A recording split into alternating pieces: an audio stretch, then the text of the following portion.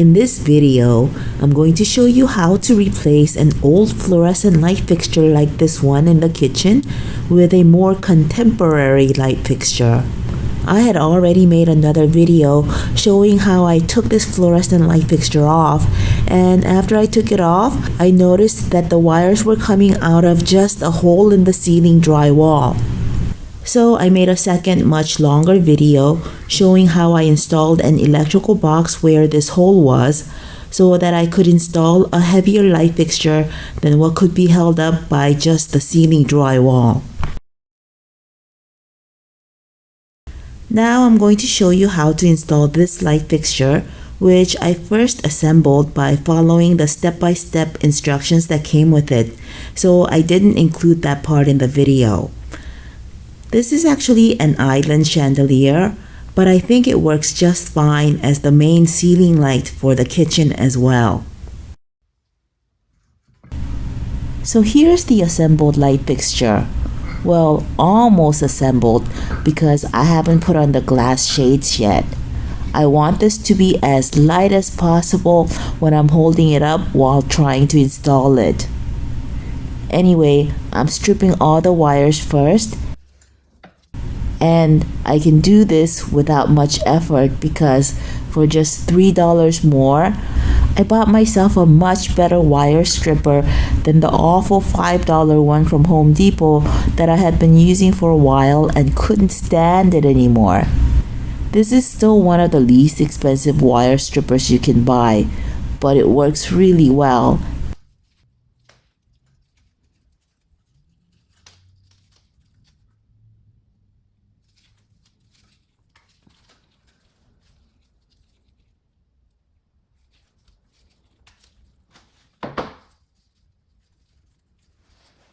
And see, the stripped wires look so nice.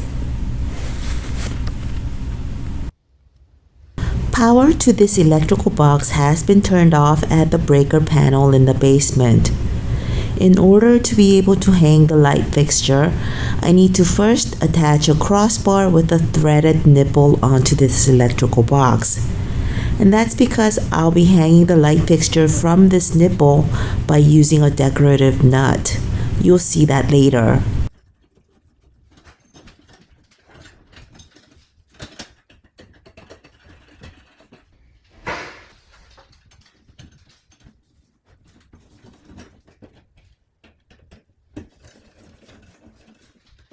I've got the light fixture dangling from my shoulder while I connect the wires. There are 3 black wires going to the 3 light sockets, and I'm going to connect these all together with the black wire, which is the hot wire coming out from the ceiling. I removed a small yellow wire nut that was covering the black house wire, and I got a larger orange wire nut that can accommodate all 4 wires.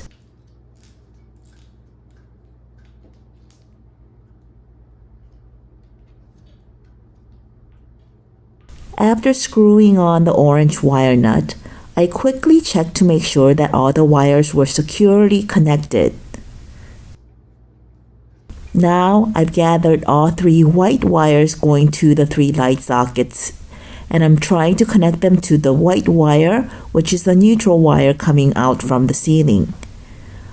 I'm taking some time to make sure that the stripped ends are all aligned and into a tight bundle that will fit nicely inside the orange wire nut.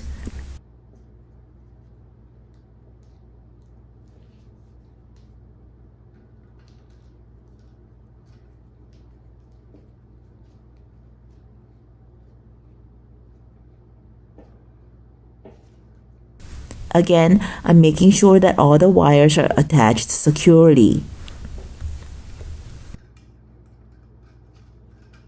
Lastly, I'm connecting the copper ground wire from the light fixture with the ground wire coming out from the ceiling using the smaller yellow wire nut.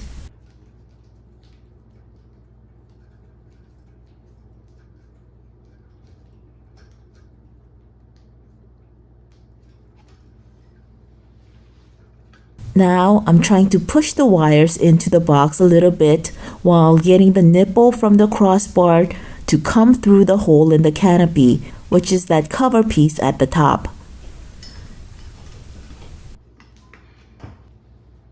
Now here is the decorative nut, also known as the finial, and when I screw this onto the nipple, that will hold the ceiling fixture up in place.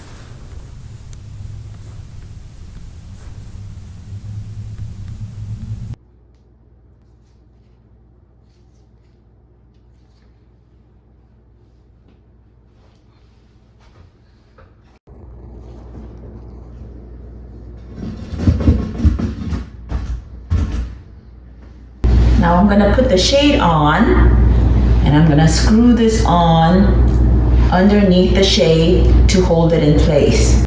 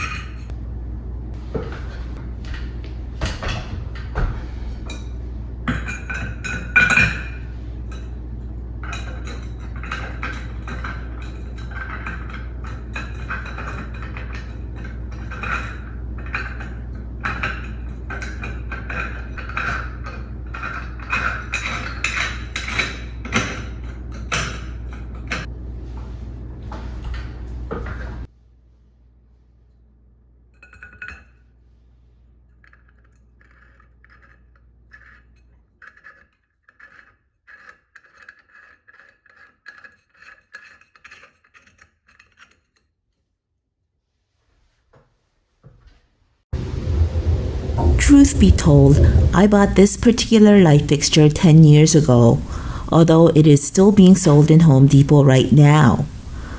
What's in style currently though are light fixtures that look like this, this, these, this, and this. But what I've shown you in this video will be just as applicable in helping you install all of these other light fixtures.